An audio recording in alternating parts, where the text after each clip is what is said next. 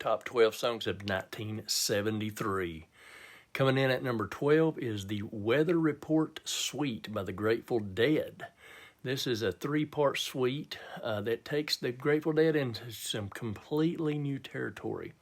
It starts as a quiet acoustic piece, and then it sort of opens into this swinging groove. And you can feel the room to breathe in every instrument, especially in the way the piano leads and sort of weaves around the rhythm section. It's a dynamic song, easily one of my favorite things they ever recorded. Coming in at number 11 is Freebird, Lynyrd Skynyrd.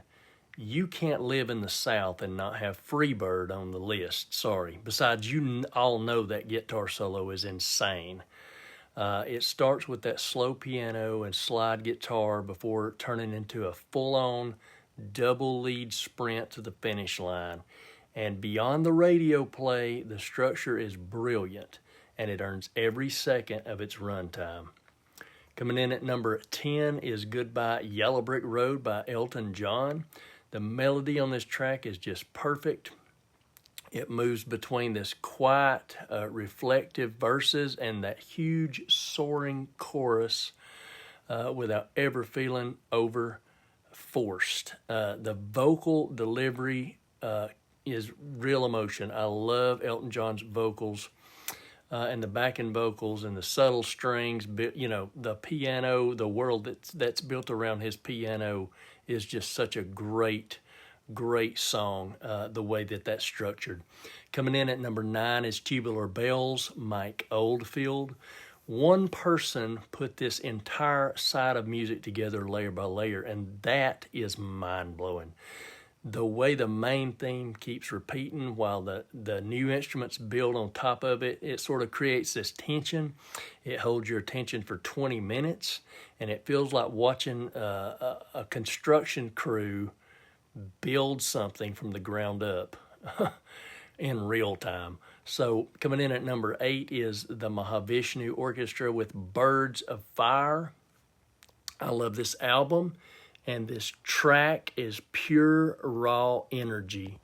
It's this constant odd time signature, and it gives a relentless push. The way the instruments just trade lightning fast lines back and forth is incredible. It sounds like everything is on the edge of flying off the rails. But, you know, the precision holding it together is what makes it work. Coming in at number 7 is In a Glass House by Gentle Giant. I love tracks that sort of feel like a puzzle you got to solve, and you know, starting with the rhythm of breaking glass before launching into that strange interlocking groove. It constantly shifts direction when you least expect it. The counterpoint and the vocal arrangements are tight and complex, and it's completely unique to what anyone was doing during that time. Number 6 is Love, Rain or Me by The Who. This is the ultimate emotional climax to a record. The heavy synth pads, the rolling drum feels, you know, it sets up this backdrop, but the vocal performance is what pulls you in. It's raw, strained, totally unfiltered. He's hitting it with a power that few singers could match. I just love the raw emotion of that song. Number 5, Spiral Architect by Black Sabbath. This is where heavy riffs meet acoustic guitars and full orchestrations, very proggy. It works remarkably well. The acoustic intro sets sort of this tone before the heavy main riff kicks in, and the strings at the end add a completely new dimension to this sound.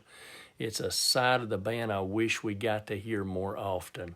Coming in at number 4 is the Revealing Science of God, Dance of the Dawn by Yes.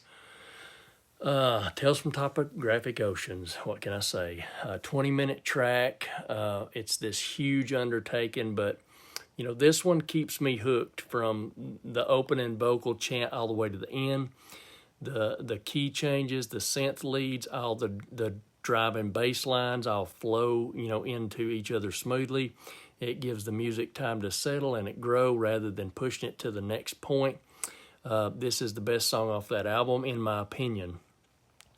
Coming in at number 3, Lark's Tongues in Aspic Part 1 by King Crimson. This is heavy, dark, very angular. The harsh guitar riffs and the chaotic percussion, you know, it's with a punch that feels decades ahead of its time. I love the way it starts very delicately, and it kind of brings you in. It kind of pulls you in from there in this heavy groove. You know, finally, one of the greatest heavy songs they ever did. Coming in at number 2, No Quarter, Led Zeppelin. The atmosphere on this track is cold and heavy, and the electric piano sets this dark mood right from the start. It leaves plenty of space for Jimmy Page's guitar to come in, and I love that riff, that slow, deliberate riff.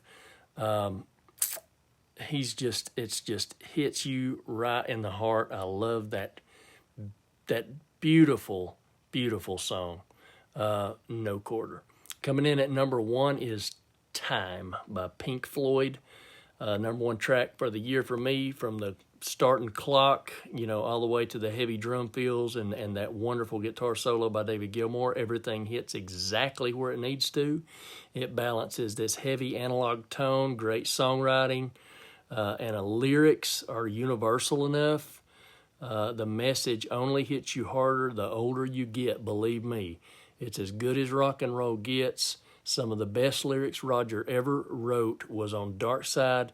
This is just a part of it. You really need to listen to the whole album put together. But yeah, that's it for 1973. Like, subscribe, share this video, help me grow, and I'll bring you more content. Until next time, you guys take care.